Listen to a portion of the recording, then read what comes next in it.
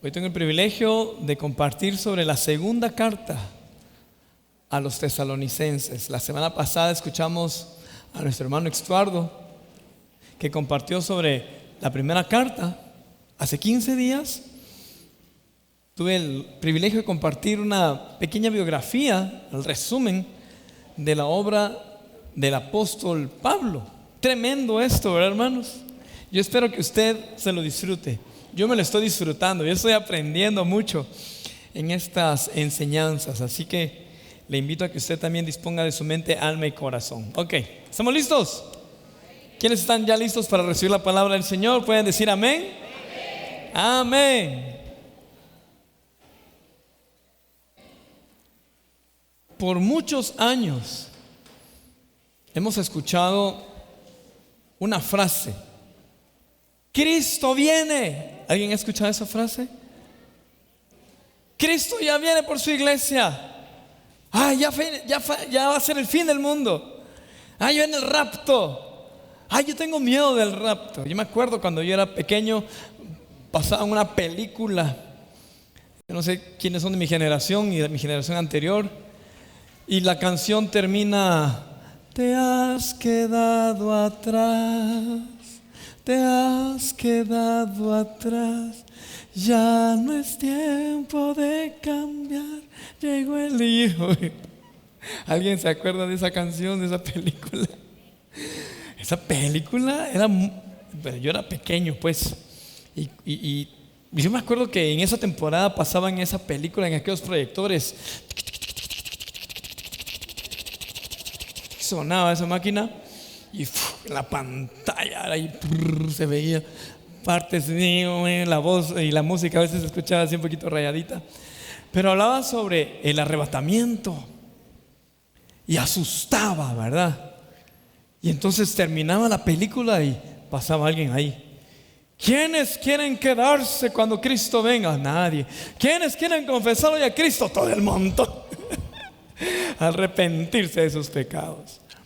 También pasaba una película del infierno, como que era la productora y era la época de esas películas. Ahora pues es diferente, pero se ha dejado de predicar sobre la segunda venida de Cristo.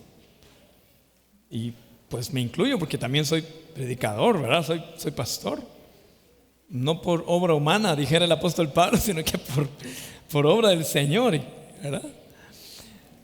Pero hay mucha, tal vez, no sé cómo le podemos decir, pero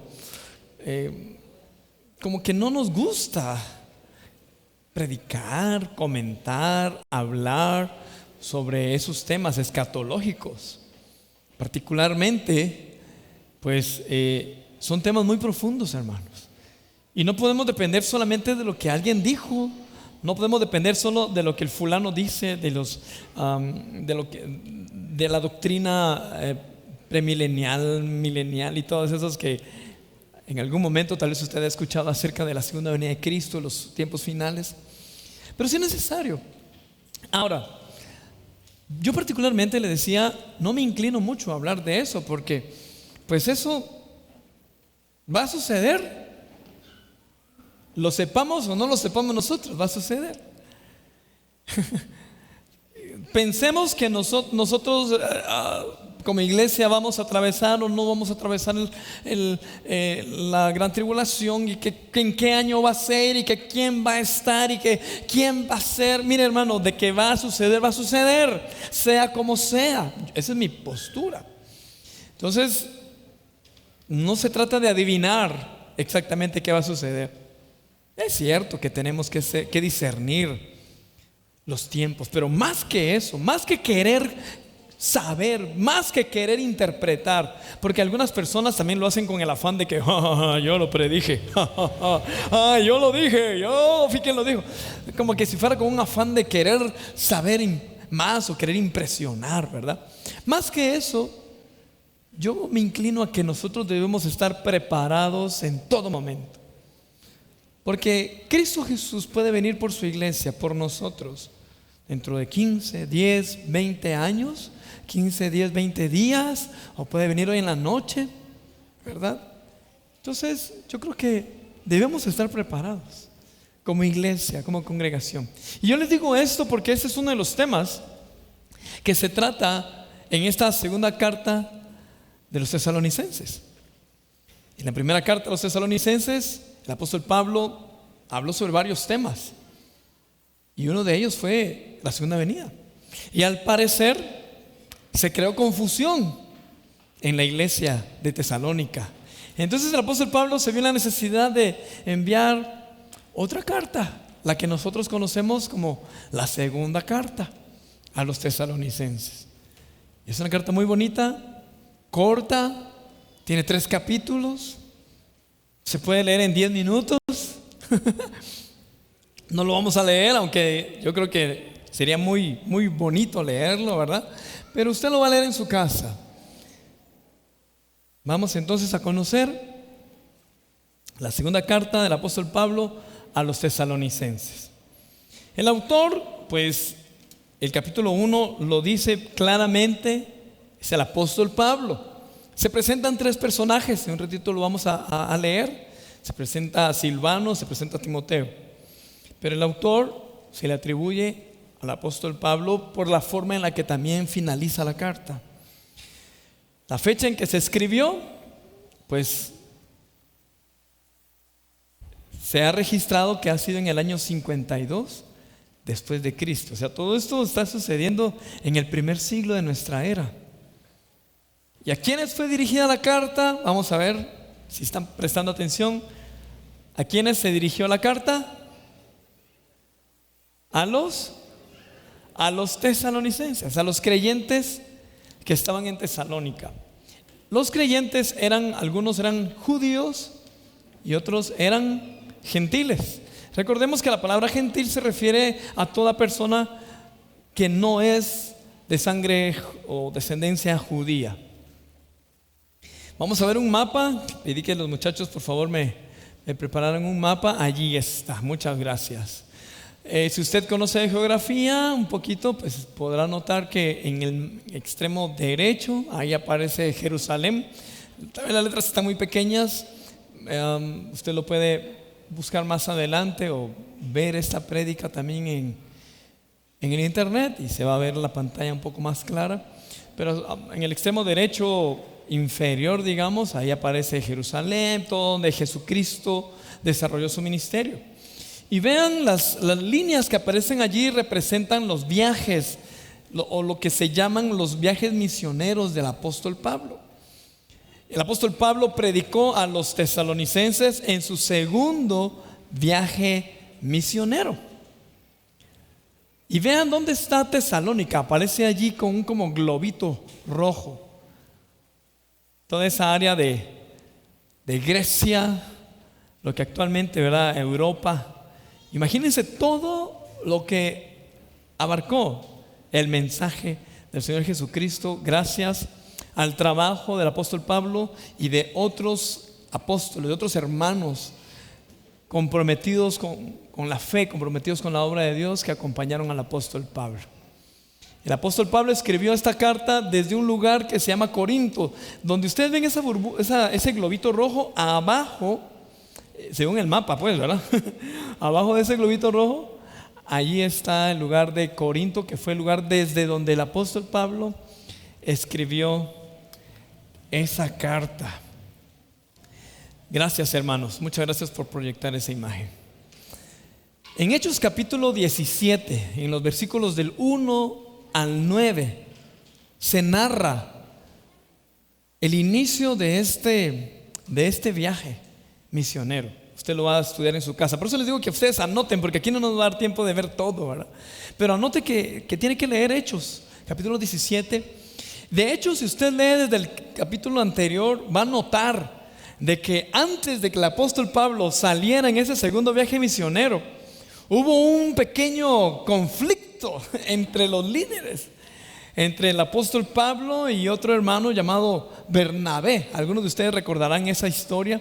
Bernabé quería llevarse a Juan Marcos y el apóstol Pablo dijo: no, a él no hay que llevarlo porque él en el primer viaje nos quedó mal.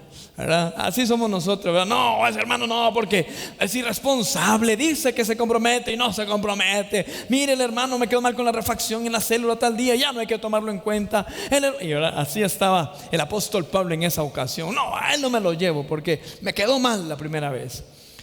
No es el tema de esta noche, pero cuando nosotros le damos seguimiento a esa historia, nos damos cuenta de que ese Marcos fue un tremendo hombre de Dios. Cuando se le dio la segunda oportunidad, Bernabé le dio la oportunidad, lo formó en carácter.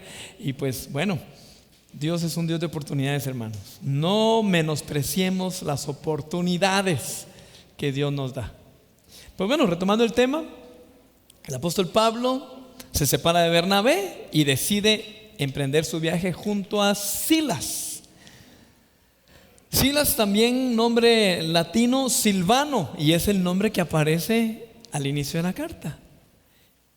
Entonces ahí ya estamos en el contexto, amén. Se escucha emocionante todo esto. El propósito principal de la carta entonces fue corregir algunos malos entendidos que habían en la iglesia tesalónica. Pues resulta que emprendieron el viaje misionero, evangelizaron en Tesalónica, estuvieron ahí varias semanas, varios sábados en la sinagoga. Algunos creyeron en el Señor Jesucristo, se inició la iglesia, pero los de Tesalónica, o sea, los no creyentes, sacaron prácticamente, echaron al apóstol Pablo, y el apóstol Pablo tuvo que huir. Por esa razón fue que después él resultó en Corinto y les escribió la primera carta para animarlos, para darles instrucciones, como quien dice: no me dio tiempo de predicarles, así que les recomiendo esto y les recomiendo lo otro. Y acuérdense que en esa época no había internet, no se podían mandar mensajes de texto ni audios, no se podía mandar nada, era pluma, ¿verdad? Y no había ni lapiceros tampoco. Todo era diferente a nuestra época, y el apóstol Pablo, con una pasión, con una carga por los nuevos creyentes, les dio los consejos que aparecen en la primera carta a los tesalonicenses. Pero algunos, cuando leyeron la carta de 1 Tesalonicenses, por ejemplo en el capítulo 4, cuando dice acerca de la segunda venida de Cristo, algunos dijeron: ya viene Cristo, Cristo ya viene. Entonces algunos dejaron de trabajar y dijeron: ¿para qué vamos a trabajar si ya Cristo viene? Fíjense que esa frase no es nueva. Se habla de que en los años 70 y en los 80 se promovió eso de la segunda venida, y se promovió de que no había que estudiar, que no había que prepararse, que no había que hacer negocios. Algunos recordarán, algunos que son de esa época, se predicó eso, pero eso no es nuevo. Eso resultó desde el primer siglo. Entonces los hermanos de Tesalónica, ellos tenían la confianza en que Jesucristo llegaría. Mire cuánto tiempo hemos estado esperando como iglesia. Por eso es que el apóstol Pablo también dice: y los que quedemos y los que estemos aún acá le veremos, dice el apóstol Pablo. O sea que él tenía la esperanza de que él en vida lo iba a ver. Como nos damos cuenta, pasaron 5 años, 10 años, 100 años, 200 años, 1000 años, ya casi 2000 años, y Jesucristo no regresa. Increíble, hermano. Por eso también se nos juzga, se nos critica, se nos considera como locos. Pero ¿quiénes de los que estamos acá estamos esperando la segunda venida de Cristo? Yo sé que algunos tal vez no levantan la mano, y igual allá en casa, porque quizás entrará duda, ¿verdad? ¿Y será que Cristo va a venir?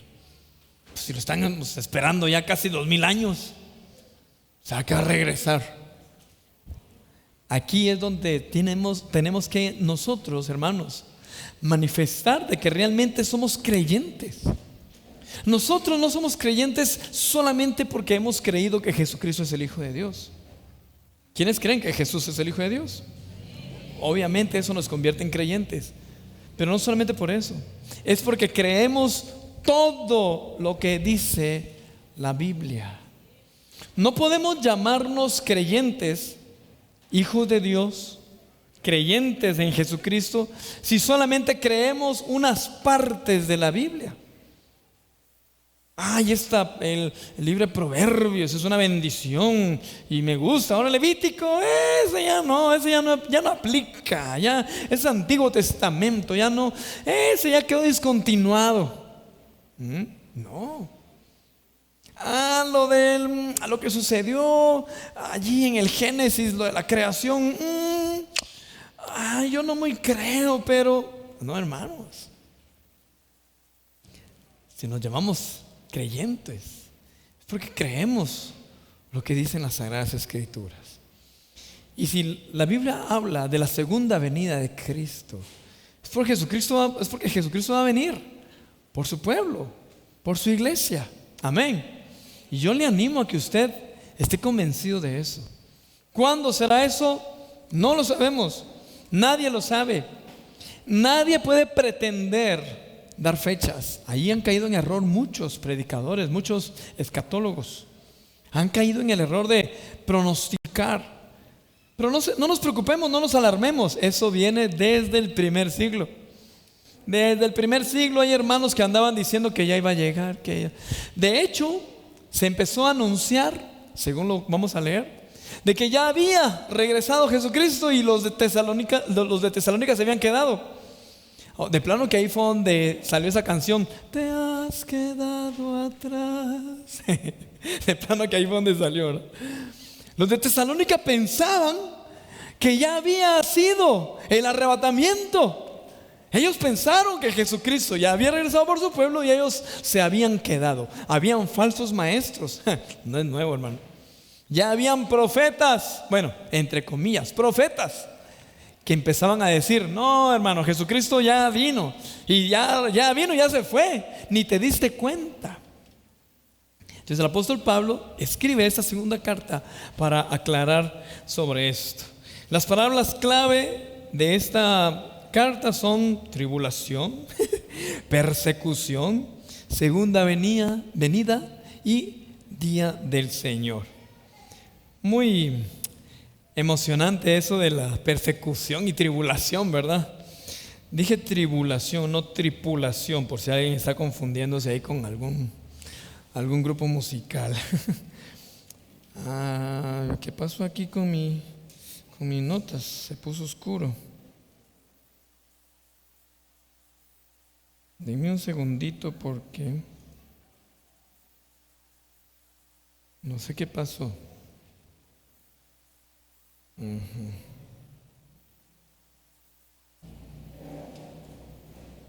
Se me puso una pantalla oscura. Te has quedado atrás. Ahí va, ahí está, ya resucitó. Ok, versículos sobresalientes. Voy a leer algunos versículos sobresalientes, más que todo para que llevemos la línea de pensamiento que tuvo el apóstol Pablo. Vámonos al capítulo 1 entonces, por favor, de la segunda carta a los tesalonicenses. En el versículo 1 dice: Pablo, Silvano y Timoteo, a la iglesia de los tesalonicenses, unida a Dios nuestro Padre y al Señor Jesucristo. Que Dios el Padre y el Señor Jesucristo les concedan gracia y paz. Hermano, yo puedo imaginarme el momento en que esa carta era leída y el momento también en que fue escrita. Estaban los tres personajes. Quizás hay muchas teorías. Una de ellas es que el apóstol Pablo se inspiraba y le decía a Silvano, o sea, a Silas, agarra la pluma, escribile a los hermanos, por favor. Y se sentaba el hermano Silas. La pluma, literalmente la pluma, ¿verdad? ¿Alguien tendrá conocimiento de cómo escribían en esa época, ¿verdad? Estamos hablando del primer siglo. Agarraban el pergamino, supongo, ¿verdad? Y ahí, espérate, Pablo, no me funciona. ¿Cómo querés que ponga? Mira, si se te olvidó. Pone Pablo, Silas y Timoteo. No, espérate, vamos a ver. Vamos a poner Pablo, Timoteo y Silas. No. Timoteo está todavía en discipulado, ¿no? Vamos a poner Pablo, vos, Silas y Timoteo. Ponelo, por favor. Ya se imagina.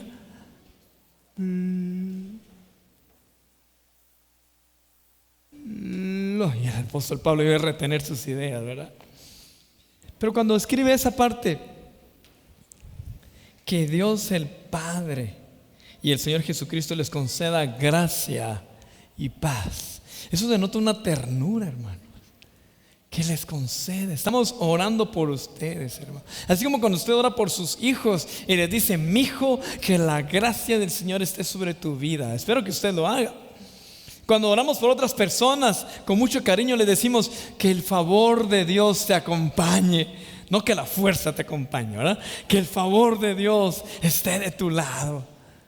Denota cariño.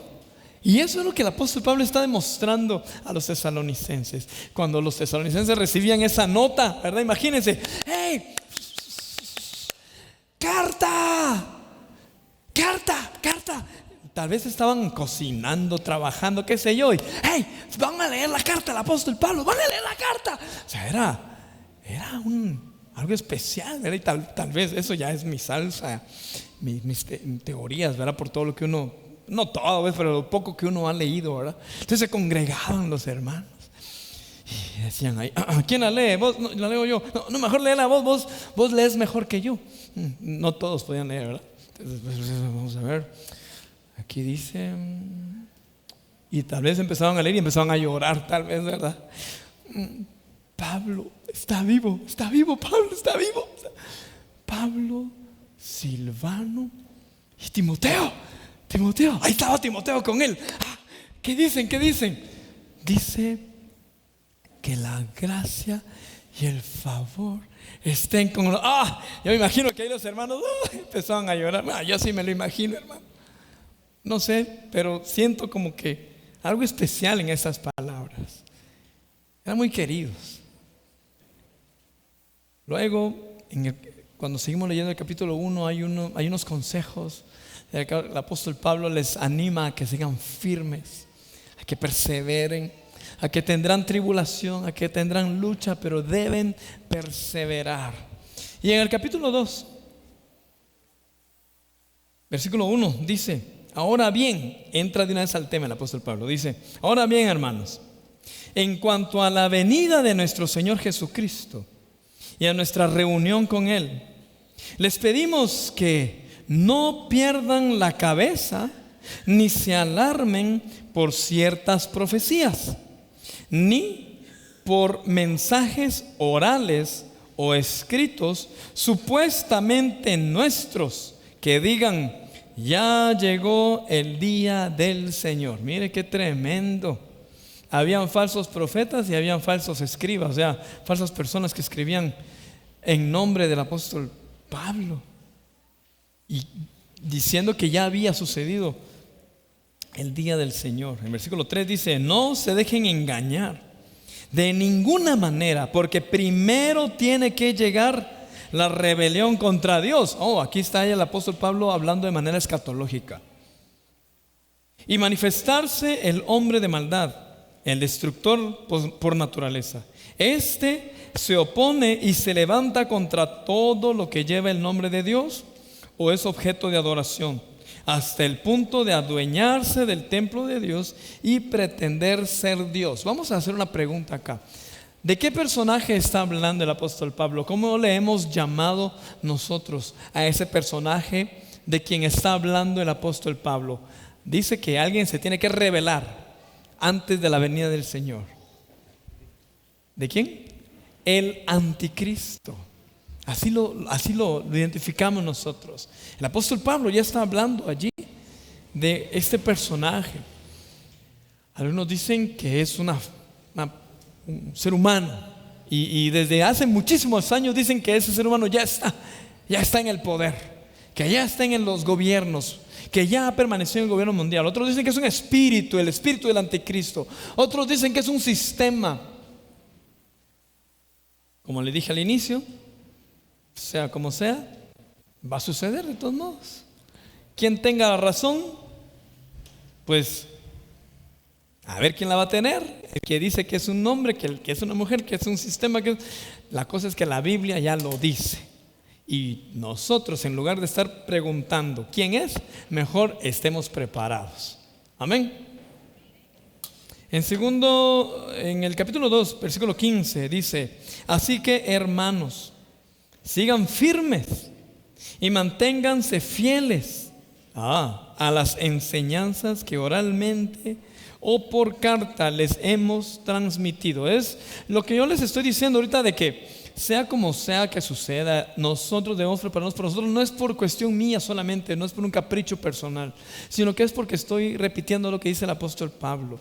Él dice: sigan firmes y manténganse fieles. Lamentablemente algunas personas, y lo digo con mucho cariño, con mucho respeto, pero hay personas que por querer conocer más de la Biblia, por querer conocer los tiempos futuros, descuidan eso. Descuidan estar firmes y descuidan estar fieles. Hay personas que por querer estudiar mucho de teología, por querer conocer las obras de Dios, por querer racionalizar demasiado, por querer aprender más del futuro, hasta pueden caer en herejías, pueden caer en problemas de interpretación y dejan de estar firmes y dejan de ser fieles. Por esa razón, hermano, mi enfoque es: ¿viene el Señor más adelante? Claro que sí. Va a aparecer el anticristo, el espíritu anticristo, la persona del anticristo, el sistema del anticristo. Pues no es mi prédica en este momento, no es mi tema. Pero de que suceda el arrebatamiento, la venida del Señor, etcétera, a nosotros lo que nos debe preocupar es que estemos firmes y fieles. Amén, hermanos. Luego, versículo 16 dice: que nuestro Señor Jesucristo mismo y Dios nuestro Padre, que nos amó y por su gracia nos dio consuelo eterno y una buena esperanza, los anime y les fortalezca el corazón, para que tanto en palabra como en obra, hagan todo lo que es bueno.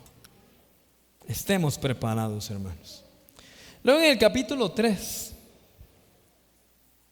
escucha estos versículos. Dice el versículo 1 del capítulo 3: por último, hermanos, oren por nosotros. ¿Qué frase es, hermano? Para que el mensaje del Señor se difunda rápidamente y se le reciba con honor, tal como sucedió entre ustedes. Oren además para que seamos librados de personas perversas y malvadas, porque no todos tienen fe. Me bendice escuchar o conocer estos dos versículos, porque demuestra la humildad y el corazón del apóstol Pablo, de Silvano y de Timoteo, porque están pidiendo oración. Oren por nosotros. Es cierto, dirá el apóstol Pablo, ¿verdad? En ese entonces: yo soy el apóstol Pablo, yo tuve un encuentro con Jesucristo, yo fariseo de fariseos, yo que me circuncidaron al 8º día, yo que estudié, yo que me preparé, yo que tengo ciudadanía romana, etcétera. Pero por favor, oren por mí, oren por nosotros, para que podamos difundir el evangelio. Y es lo que nosotros, como ministros del Señor, debemos reconocer, hermanos. Nosotros necesitamos oración. Cuando digo nosotros, lo digo como pastor en esta congregación, en nombre del liderazgo de la iglesia también lo digo. Pero también lo digo para que usted, mi hermano, si tal vez no tiene algún cargo en la iglesia todavía, o si usted no se siente identificado con algún ministerio, todos necesitamos oración. Y es bueno reconocerlo. Llegar con algunos hermanos maduros en la fe y decirles: hermano, por favor, ora por mí. necesito oración. Necesito que Dios me guíe en las decisiones que debo tomar. Que Dios me ayude porque no sé qué hacer en la célula. Ora por mí porque no sé qué hacer con este ministerio. No sé qué hacer en mi familia. No sé qué hacer en esta casa. No sé qué hacer. Ora por mí, por favor. Y también ora para que Dios me guarde, me proteja de cualquier peligro y de cualquier mal. Es lo que está diciendo el apóstol Pablo. En el versículo 6 dice: hermanos, en el nombre del Señor Jesucristo les ordenamos, autoridad, ¿verdad?, que se aparten de todo hermano que esté viviendo como un vago. Aquí está duro. Y no según las enseñanzas recibidas de nosotros. Nos hemos enterado de que entre ustedes hay algunos que andan de vagos, sin trabajar en nada, y que solo se meten en lo que no les importa. A tales personas les ordenamos y exhortamos en el Señor Jesucristo que tranquilamente se pongan a trabajar para ganarse la vida. Ustedes, hermanos, no se cansen de hacer el bien. No es de ahora, es de siempre. Había unos hermanitos que no querían trabajar. Tal vez pensaban: Dios proveerá. Es que Jesús dijo de que miren los lirios del campo, cómo se visten. Dios alimenta a las aves, que me alimente a mí. Quizás. Y como se estaba hablando de la venida del Señor, otros decían: ¿para qué voy a trabajar? Ya viene Cristo. ¿Para qué voy a estudiar? Ya viene Cristo. ¿Para qué voy a ahorrar? ¿Para qué me voy a esforzar? ¿Por qué voy a invertir? Hay gente que tiene esa mentalidad. El apóstol Pablo, si él estuviera aquí en este ratito, estuviera regañando. Se saca el cincho capaz y dice: ¿quiénes no están trabajando? Vengan de acá, los vamos a ministrar. ¿No tenés trabajo? No. Conseguí. No sé. Tremendo. Y es que también el apóstol Pablo se refiere a que en aquel entonces, estamos hablando del primer siglo, había mucha gente, la retórica griega. ¿Recuerdan ustedes ese concepto, la retórica griega? Había muchas personas muy buenos como oradores, y entonces eran maestros y se dedicaban a filosofar, a pensar. Y esa era su idea. Yo recuerdo que cuando estudié en la universidad, ¿te acuerdas, Diana? Cuando estudiamos las distintas corrientes griegas, entre ellos habían unos que se les llamaban los cínicos, por ejemplo. Eran pensadores griegos, pero eran cínicos. Se orinaban, se hacían popó donde querían y todo, y así bebían ellos. Pensadores griegos. O sea, había mucho en ese entonces, ¿no? Ya no tengo tiempo. Pero el apóstol Pablo lo que se enfoca es: hey, iglesia amada, seamos luz, esfuércense, seamos diligentes. Y es un mensaje que está en 2 de Tesalonicenses. Así que, mis hermanos, en conclusión, o ya para terminar, dice el versículo 17: yo, Pablo, escribo este saludo. Escuchen, no sé si en esa parte, si se mantiene la teoría de que Pablo le dictó a Silvano, o por partes escribía a Silvano y se le cansaba la mano y partes escribía a Pablo. Pablo pudo haber dicho en esa parte final: Silvano, por favor, dame permiso, yo voy a escribir la parte final. Y se sentó el apóstol Pablo y aquí dice: yo, Pablo, escribo este saludo de mi puño y letra. Esta es la señal distintiva de todas mis cartas. Así escribo yo. Que la gracia de nuestro Señor Jesucristo sea con todos ustedes. Yo me imagino a la iglesia escuchando esa frase, hermanos. Se abrazaban tal vez y decían: ay, el hermano Pablito está vivo todavía. Oremos por ellos. Se ponían a orar. Tremendo, hermanos. ¿Cuánto no aprendemos de eso, verdad? El apóstol Pablo, con mucho amor, disciplinando a la iglesia, enseñando a la iglesia. Así que, queridos hermanos, como conclusión, no nos afanemos por la segunda venida, pero sí preparémonos.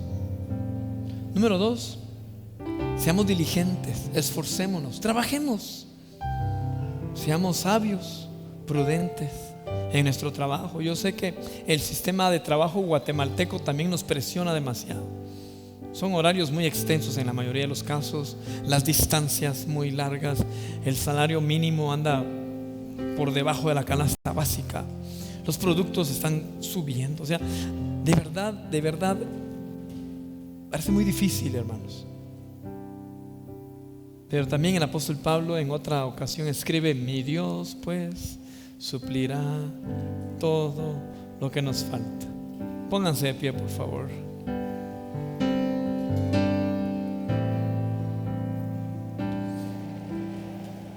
Como hijos de Dios debemos ser luz en este mundo. Ser luz significa dar un ejemplo de hijos de Dios. Que el Señor nos ayude, amén, a ser luz y a ser ejemplo. Vivamos cada día, hermanos, como que fuera el último. Esa frase es muy popular. Vivamos nuestro día como que si fuese el último.